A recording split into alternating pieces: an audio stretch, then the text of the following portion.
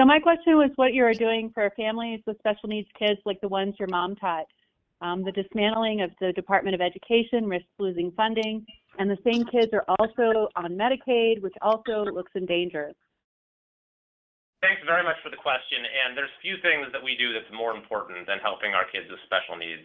As you mentioned, my mom was a special education teacher for many, many years in our area. I started my career as a high school teacher myself, and I'm honored to have been named earlier this year to chair the House Subcommittee on K-12 education. And so the issue of providing support to kids with special needs is one I've been working on for quite a while. When I was in the legislature, I supported major increases in the amount of money that's available to kids with special needs, and also changes to the funding formula, which oftentimes actually deprives districts that are doing a good job serving families of the resources that they need, and then they have to dip into their general fund, and it's created this big fiscal issue for a lot of our districts.